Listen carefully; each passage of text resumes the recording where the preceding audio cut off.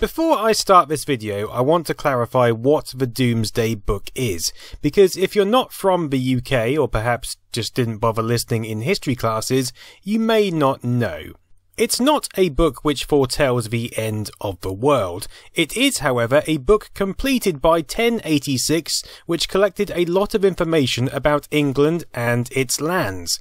This information would affect the people of the land, and it's for that reason it received the name of Doomsday Book, meaning the Book of Last Judgment. Right, let's crack on. For this one, we're going to have to start a little further back, in the year 1085.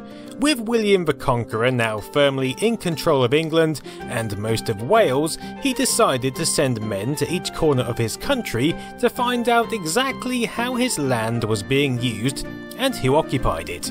The ultimate goal really was to value his wealth and ascertain what taxes could be reaped. Of course, centuries on, it proved an invaluable source of information for historians, providing a glimpse of 11th century life in unprecedented detail. The original Doomsday Book didn't cover the whole of the United Kingdom, only England about as far as Yorkshire and parts of Lancashire. It's with this in mind that the BBC and the Department of Trade and Industry would strike a partnership with the Open University, Acorn Computers, Philips and Logica to create a modern version for the book's 900th birthday. It is going to take rather longer to compile the new video discs than it did the book. With funding granted by the European Commission's Esprit programme, work began on compiling life in Britain between 1984 and 1986, with the results stored on a set of incredibly shiny laser discs. Ooh, shiny. Now, this was cutting-edge technology at the time, so cutting-edge in fact that at the project's commencement, it hadn't actually been built. The task left for Acorn, Philips and Logica to fight out was to devise the means of using the BBC master computer to access this multitude of information from what was essentially an analogue format, because this was 1984 and the time for dirty great books was over. So the basis of this kit would be the LaserDisc, you know, those discs of the future. But this consortium of companies weren't running into the darkness blind.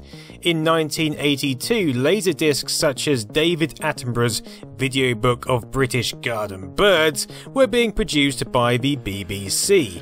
Unlike most discs, this wonder of technology actually embedded teletext in a data channel, allowing any decoder-equipped television to display information at the press of a viewer's button.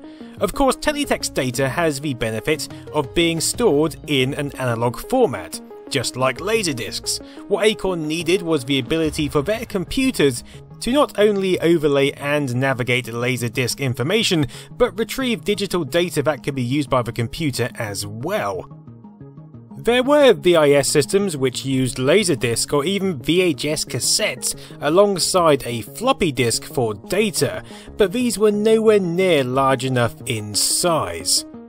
So by 1985, and working alongside Philips, who were really the only video disc manufacturers in Europe, a method was devised to store data in what they called a semi-analog form, using the audio track on each LaserDisc. This method allowed each disc to hold the equivalent of roughly 2 GB in total, a colossal amount of data, especially back then. So what does this mean? Well, it means that the data simply sat in the digital audio track of the LaserDisc, allowing the best of both worlds. Whilst this technology was finalised, the BBC began writing to 30,000 schools across Britain to request they take part in a huge data collection. 10,000 schools involving approximately 1 million children were estimated to be required to make the scheme work. And this is the size of area that each school is plotting on the Doomsday Survey. For the schools which agreed to take part, a 12-kilometre rectangle was allocated based on Ordnance Survey maps. The school were then sent a set of floppy disks containing a database questionnaire requesting details on geography, amenities and general land use. There was also space for students to write about the area in their own words or just what they did on a day-to-day basis. These discs were compatible with the BBC micros used in most schools, and once completed were sent back to the BBC for compilation. A similar land utilisation survey had been initiated in the 1930s by Sir Dudley Stamp, which lasted some 15 years. The BBC, armed with the latest technology, were aiming to have it completed within just 2. Crew, shut! Crew, as detailed, get to work! Peter Armstrong, who really had orchestrated the entire project, in his own words said the aim was to create a portrait in data and pictures of Britain and the British during the mid-1980s. Clearly this was no mean feat, and one which was costing some £2 million to produce. The advantage we had in the UK, of course, was that following the BBC Literacy Project a few years earlier and the government's push to get computers in schools, the BBC Micro was now so highly adopted throughout the academic land that it was the perfect time to orchestrate a national project on this scale. By the start of 1986, a staggering amount of data had been collected, which not only gave an impressive image of 1980s Britain, but also demonstrated the stark contrast between land use from the original 1086 Doomsday book and that of today. But of course, no one expected anything less. This was 900 years of development. What was clearer was this project was not only creating an incredible resource for the future, but also teaching school children about their surroundings and how to use a computer. And let's face it, everyone wanted to use the school computer in the mid-80s. It's introduced many students to microcomputers in a national educational project, as well as improving their awareness of their local communities.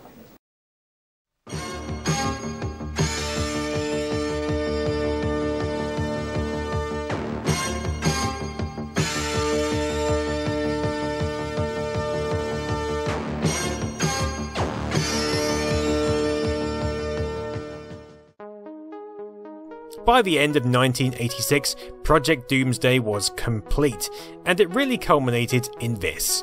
2 separate discs, one entitled the Community Disc and the other the National Disc. Everything is presented in these glorious packs, with dense but yet easy to read instructions and a plethora of leaflets and other bits. But then you'd expect no less. This might be the software charged with leading this new LaserDisc format forward, but it was also pretty darn expensive. Separately, the disc packs alone were several £100, but for the whole caboodle, you'd need a BBC Master AIV Micro, the BBC AIV VP415 Laser Vision player, and a colour monitor.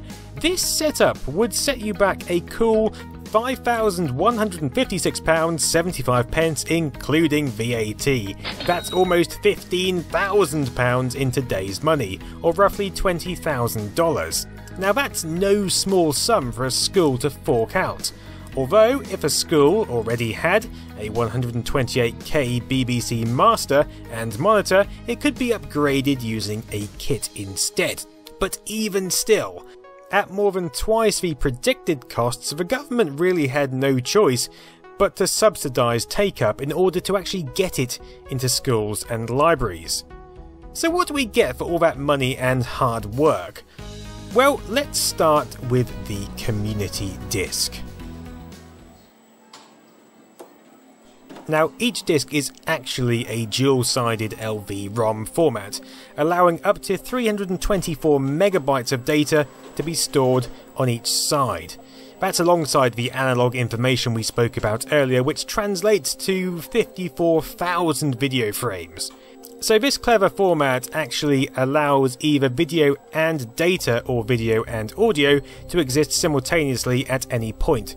So if we were to load just the disc up without turning on the BBC master computer, it will simply play the video track on the disc straight to the monitor. If we want to interact with it, then we need to power up the BBC master first, then pop in the disc, and then with the LaserDisc under control, the Beeb will automatically load using the built-in ROM. You should get this little message on screen to indicate that. Now, of course, this isn't any old BBC master.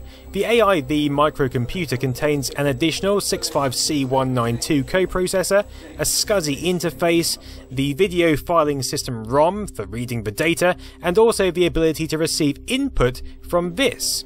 Now, this of course is a trackball, we all recognise this, but back then it was quite rare for these computers. But it's a welcome addition, it makes it more like, a proper computer. But I remember my small child hands barely being able to navigate it back in the day. It plugs into the user port and can be placed on your lap if required, and looks like a Marconi tracker ball, a device released for several systems of the era, but still quite rare outside the realms of the IBM PC compatible. Now, the video from the LaserDisc doesn't go through the computer. The master's RGB out actually connects to the LaserVision player itself, which then passes the signal onto the monitor. A SCSI connector transmits data between the master and LaserVision, and that's pretty much the basics. So after we've received that loading confirmation, we go straight into the intro video. Now, each side of this disc is split into north and south areas of the UK, so depending on which side you load, you get a different introduction. But look, it's just so 80s. There's always a dark, dystopian, almost foreboding edge to 80s title sequences, and I bloody love it.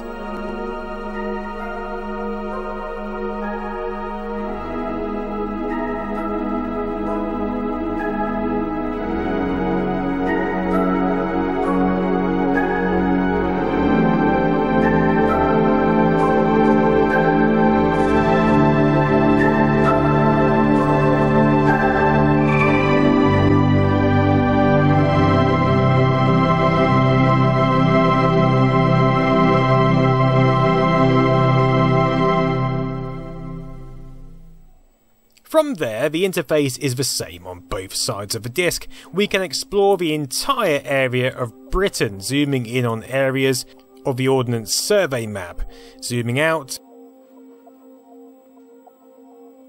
then wherever our attention is grabbed, we can choose one of these grid areas and see just what was collected from each school in that particular block. There will be photos, some of which were actually sourced through a competition run by the BBC. There will be texts telling us about corner shops or Christopher's day at school. Really whatever they opted to submit on their BBC questionnaire discs. It's not just limited to school submissions, however. We have reports on local area traffic, crime rates, economy, all sorts of things going on. Thankfully, there's also a search feature, which is quite quick and pretty forgiving in its nature. And to make it easier and more searchable, each side of the disc contains high-level country-wide data, and that's at a distance of about 40 by 30 kilometers block size. But if you need more detailed data on any part from the other side of the disc, then the system will simply ask you to swap it over and then resume when ready. Now, the software itself was where Logica played their part. It's written using BCPL, an ancestor of the C programming language, and it was fairly unique in using a compiled intermediate code which ran on a virtual machine, making it very portable if required, and an early instance of this type of development. The possibility was actually floated of running the discs on an Amiga, as there was a BCPL for the platform. However, this wouldn't have been practical for school use with its huge micro adoption. The search functionality in particular can be ascribed to Martin Porter, who developed the highly flexible algorithm to help navigate the huge swathes of data. It's clear once you use the discs how perfect interactive video was to present this information. There simply would have been no other way to serve up this incredible variance of facts, figures, photos, movies and texts without this technology and this capacity in place. The technology also presents a very clear display, and that's largely due to the inclusion of a special PAL decoder which can handle a 2-field colour sequence, allowing for a stable image. All in all, it really is a fascinating and vast treasure trove of the 1980s. We take it for granted nowadays, of course, but really it's a lot like a forerunner to Google Maps, dotted with individual blogs of information. I mean, of course, it's Google Maps if it were completely limited to the United Kingdom, but for 1986, it's no small task of collective engineering and labour. Go back to English. Go back to index, actually. Go back to index. Go down to... Open the information systems at the bottom.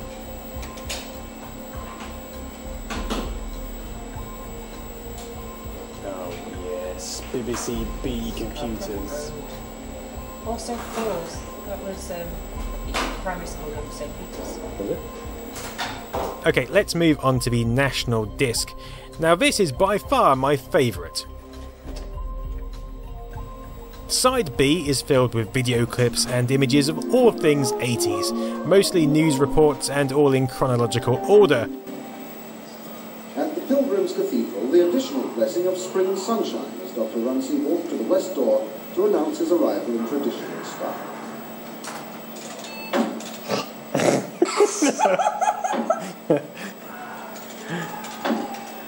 But side A is where it's at, and this is what I spent hours on at school.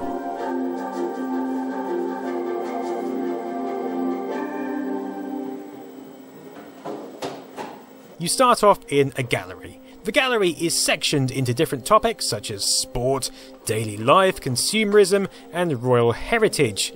You can search around these topics through the paintings if you wish, and there are actually entire hierarchies of national statistics and information to delve into here.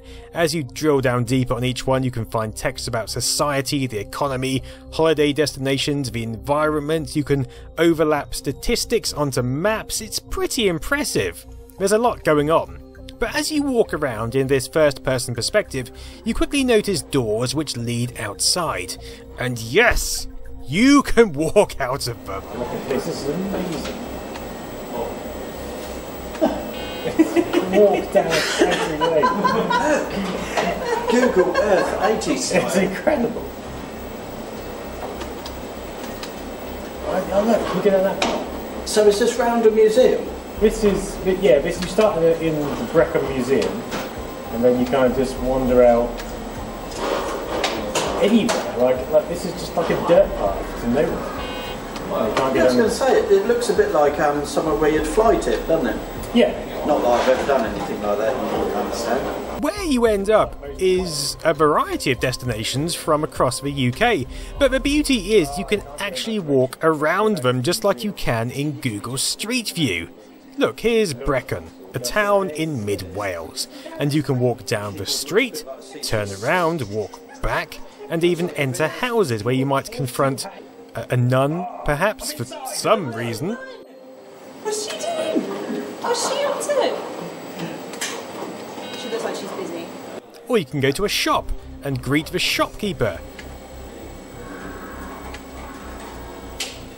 Oh, Lloyd's back. Gibb Sports. We can go in Gibb Sports. Or you can zoom in on this street sweeper. It's bloody amazing. And you've got to remember this was 1986. I didn't actually see a copy of this disc myself until the early 90s, and it still blew me away some 5 years after its release. After all, this was still, a time when I had a ZX Spectrum which had a maximum of 16 on-screen colours. It was phenomenal.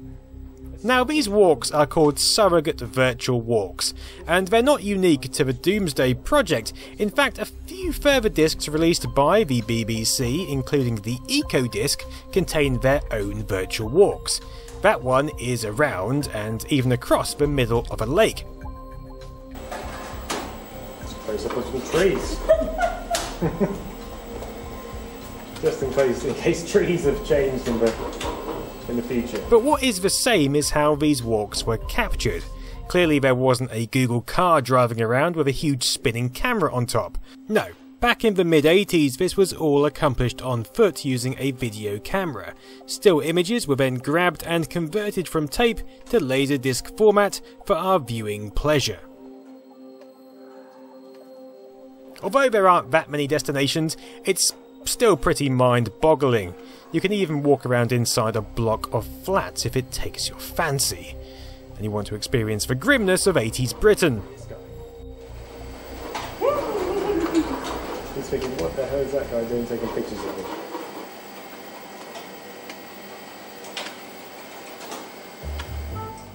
So why not have a stroll through Brecon comparing 1986 with 2018? The first thing that stands out is the cars. No Austins running about in 2018, unfortunately. Most of the buildings are the same, although some have been converted for other use. And we even have a white van parked in the same spot.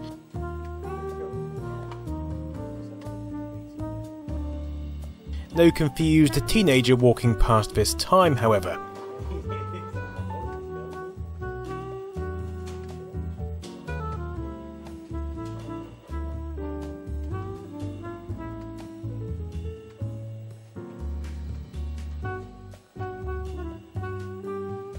Further down the high street we still have that branch of Lloyd's Bank, and by the look of it, yes, Gibbs Sports has made it. Well, that I am truly happy about. So there's lots of information here, but most of it is more of historical interest than everyday browsing. So what do you do with all this expensive equipment when you are all doomsdayed out? Well, this was a problem the BBC and its associated companies realised as well, and so a number of discs were published to enable schools to maximise the use of their expensive machines. This included the aforementioned EcoDisc, there was also a Countryside disc, but my favourite is the Volcanoes disc. As it's approached by one of the Voyager probes, launched by NASA in August 1977, on a grand tour of the outer planet. Ganymede, Callisto.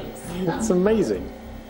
I think it's fair to say that one of the biggest surprises with Voyager was Io. There's just so much wonder on here. But despite these discs, the Doomsday machine didn't last long. Other, faster, smaller mediums of storage and, crucially, suitable file formats, such as JPEG, quickly arrived on the scene, and although the kit is considered a success, it never really reached the anticipated sales that were hoped, or that would be sparked by the incredible interactivity of the discs. Fortunately, despite the equipment now being over 30 years old, there are still a few machines about where you can have a hands-on experience, such as here at the Centre for Computing History in Cambridge. The kit is actually more hardy than many believe. This baby could spin for hours, and indeed it does on a daily basis. But the technology is still fading out rapidly, and the disks used to hold the data are suffering from the dreaded bit rot at an alarming rate. So what do you do with all this information if in another 20 years we won't be able to access it at all?